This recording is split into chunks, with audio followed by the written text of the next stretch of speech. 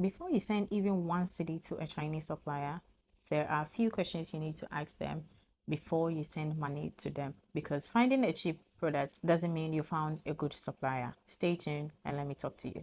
Hi there, my name is Maeve, a China importer and your best #1 China importation coach. Let's get right in. So our first question you're going to ask the supplier is, are you a manufacturer or a trading company? So when you're ordering on the 1688, Pindodo, or any of the apps that you want to order from, those ones you will be able to tell if the supplier is a manufacturer or a trading company. But in a case whereby you took a supplier's contact from a friend, or maybe someone went to China and they sold the Chinese supplier contact to you, those ones you don't really have enough information about them because you're just chatting with them on WeChat. So you are going to ask them these questions, whether they are a supplier, they are a manufacturer or a trading company.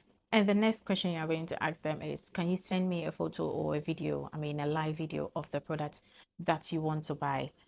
Normally they will send you videos of a photo shoot, or when you're ordering on the app, you're going to see the products that are being showcased on the app. But when you go into the supplier's DM and ask them for photos or videos, they are going to send you with their normal phone camera. So you need to also ask that to see the exact product you are getting, and not only based on a photo shoot. The next important question to ask, what is your MOQ? What is your MOQ? The MOQ simply means minimum order quantity, because normally the displayed price depends on the number of quantities you want to buy as well. After they give you the quantity, their MOQ, you're also going to tell them how many pieces you want, and after that you're going to ask them, what price will you give me for this quantity? Again, like your life depends on it. Again, because yes, your life actually depends on it. So the next question you're going to ask them is, what is the product size or weight? That is what you are going to use to calculate your shipping costs before you buy the product, to know if it is worth the price or not. So if they don't have the product available, you're going to ask them, how long is production going to take? The next thing you're going to ask them to is, what is your preferred payment method? Most suppliers take payment through Alipay. Some also take through WeChat. Some also can do bank transfer as well. So depending on which payment method or option is available for you, you can use that one as well. And also the next thing, very important, that you should ask them is, can you send me a sample? Some suppliers agree to send you samples of the products without you paying. There are some too that do not allow that. So in that case, I'm not going to encourage you to buy everything at a go. You should buy like few pieces. Let's say you want to buy 100 pieces of that particular item. Try and buy about maybe 10 or 5 to see how the product is, the quality and everything that comes with it, and also to test the market. Try and see if it's going to sell for you. Test the market and see how fast the product is going to sell for you. Those are a few factors that needs to be checked before you order anything from China. So save this video and come back to it whenever you want to place an order in China. So if I had 500 cedis and I wanted to start China importation today, this is what I'll do. First of all, I'll start with product research. I will look for products with lightweight and avoid bulky product. One important thing, avoid fragile products initially. Don't order 100 pieces immediately. When I say 100 pieces, I don't mean that is how many you want to buy, but how many quantity you want to buy depends on what you have. Okay, so always start with a small quantity. There's no rush when you're starting a business. Don't rush to buy a lot of things to store them. Just buy a small quantity, test the market and see how it goes. If it doesn't go as you prefer, you change. And then calculate your landed costs. Calculate the landed cost as well. One most important thing to also check is to not spend all your money on the product. So let's say you have 500 cedis. It doesn't mean you should invest all the 500 cedis into the product. You have to keep money aside. Don't spend all your capital on the product. Keep money aside for things like shipping fee, packaging, local delivery, and other expenses that might come with the product as well. So if you have 500 cedis, invest maybe 300 cedis into the actual product and keep the 200 cedis for something else. Do not let anyone deceive you that you cannot start importation with little money. You can, depending on what you want to buy. With as little as 500 cedis, you can also buy something and sell. It doesn't have to be something of your weight. You have to look at things that doesn't have heavy weight and it's not bulky and all that. You have to look into the market, check TikTok, check everywhere that you want to know, to find products that will sell quick and it's not anything that needs like a huge capital. So if you want to join my importation course to learn how to import from China by yourself, join my group class, which happens first week of every month. You can as well register for the one-on-one, which is just you and I having the class. We schedule a time that works for us both, but then we have the class. If I'm looking to start a business, the first product I'll import wouldn't necessarily be the cheapest product I found on 1688. So after learning how to import from China as a beginner and you're looking for something to buy, or it's not even as a beginner, you're already into China importation, you're looking for something to sell. What is the things that you need to look before you start buying? It's not because the item is cheap. I'm going to share with you some few things that you need to check before you order anything. First of all, find a problem.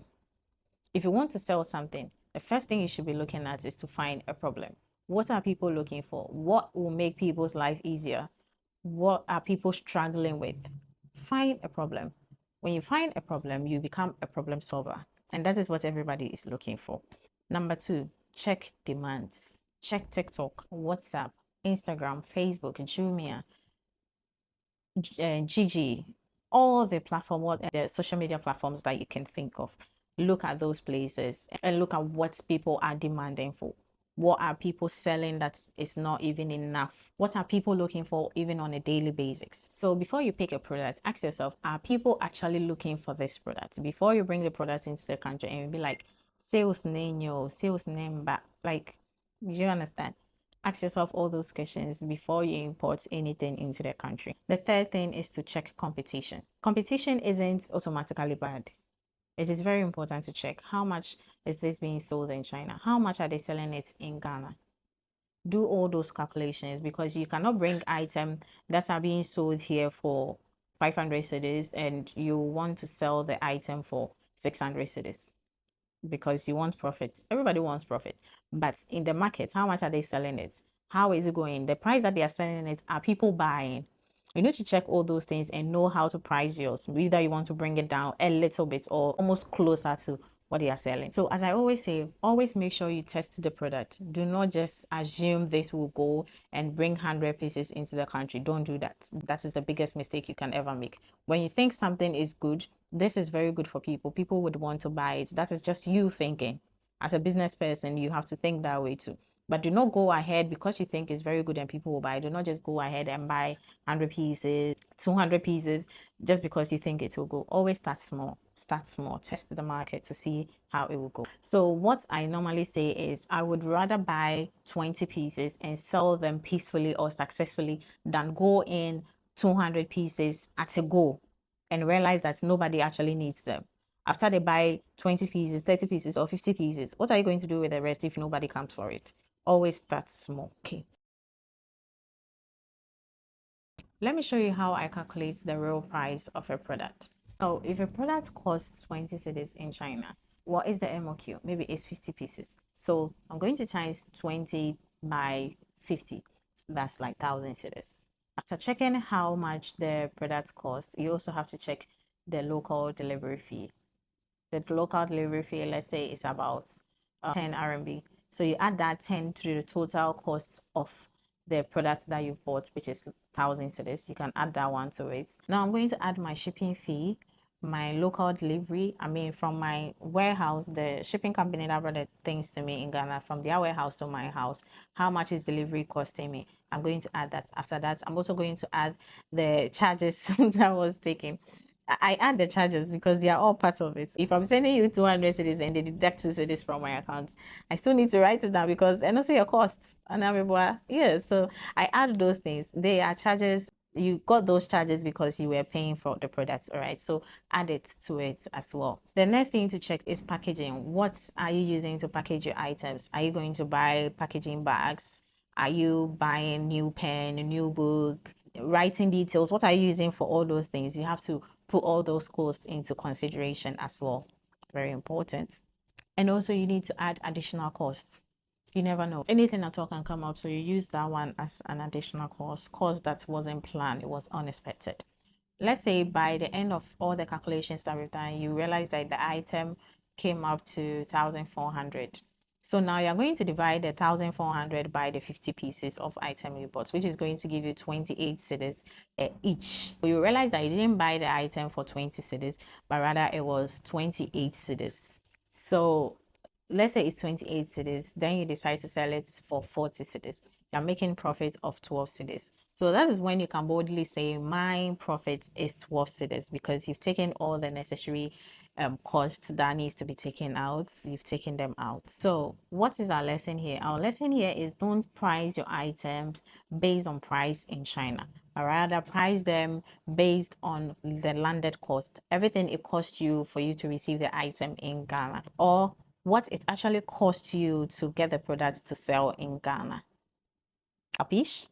On that note, if you want to learn how to import from China, join my importation class. You don't need a plane ticket to travel to China before you can start importing from China. So I'm a testimony of you can import from China without being in China yourself. I've been importing from China over 5 years now, and I've never been to China. Meaning you can do it as well. And now I'm even teaching you how to import from China. You see? So you can find suppliers online, you can communicate with the suppliers online, you can check all the necessary things that you need to check and receive authentic products that's exactly as you saw it on the media or on their platform. You can as well order remotely, like other samples remotely, and you will get them to know how the product is before you decide to buy in bulk. After doing all those checks and finding the supplier and everything, you can then get a shipping company to ship your product from China to Ghana for you to receive it at the comfort of your home. You have to source a good shipping agent too, because some of the shipping agents can make and or make you at the same time. So you also need to know how to detect a good shipping company. Not traveling to China doesn't mean you cannot trust a supplier online. You can. There are a few factors that come in place when you want to trust a supplier, but when you make all the necessary inquiries, and also you also learn from the best importers to teach you the best way you can import from China, like myself, a best importer. So your first trip to China shouldn't be because you want to verify a supplier or you want to start buying from China. You only have to travel to China when it makes business sense to you. Very important, not because you just want to learn how to import or you want to start importing from China. Everybody doesn't need to import from China. Yes, I said that. Before you decide to import from China, consider these things. 1, you want to start a product-based business. 2, you want to buy wholesale. 3, you want better control of your product sourcing. 4, you are tired of buying from middlemen. The next thing is you want to understand your costs, the actual cost. And the last thing we're going to talk about is you want to build a business around a specific product. Or you're an individual who wants to buy things from China, but you keep buying from middlemen when you want the item in bulk. But you shouldn't learn it because you saw someone making profits online. Most times we do those things and I wonder where we get those ideas from. You could be seeing somebody who have built their business for years and you sit down and you think they're making money, so you just want to go into that business. I don't know, but it's not a good idea. Or someone told you that China products are cheap, as we always hear, until they get into it. Or you think that products from China or importing from China automatically means making profit. You are not willing to research product. You are not willing to learn. You are not willing to put what they teach you in the class into practice. Don't go. You don't want to accept the difference between buying products from China and also shipping. Those are different costs. So you need to put them together before you get the actual price of the product. China importation is not a get-rich scheme, but rather it's a business skill. Understand the difference. Before I allow my students to make their first order, there are certain things I want them to understand. My name is Maeve, a China importer and your best China importation coach. Let's get right into it. So the first thing I make sure my students know before they start ordering is what are they selling? Not just because I saw it on TikTok or any other social media platform. They should know the product and its target customers. They should understand why they chose that particular supplier. The third thing is their total cost. They should know how much it will cost for the product to get to them in Ghana. they should get a selling price. They should have a pricing strategy before the product even gets to Ghana or before they even order. Their expected profits. Don't just imagine the profit, but the numbers should actually make sense to you. You should also know how much you are risking, especially when it comes to your first order. Also, what happens if something goes wrong. For example, a supplier sent the wrong item or the product quality is poor. What if shipping takes longer than expected? Some goods arrived damaged, costs change. I don't just teach my students how to import from China because I don't even want them to just know how to import from China. I want them to understand how to make business decisions before even ordering anything from China. On that note, if you want to learn how to import from China from me, I have a group class which happens on the 1st of every month. This month is done and the next one is on the 1st of September next month. So if you're interested, send a message to register. If you do not want to join the group class, you can send me a message to register for the one-on-one. We schedule a time that works for the two of us, then we proceed with it. Thank you for staying with me and see you in my next video.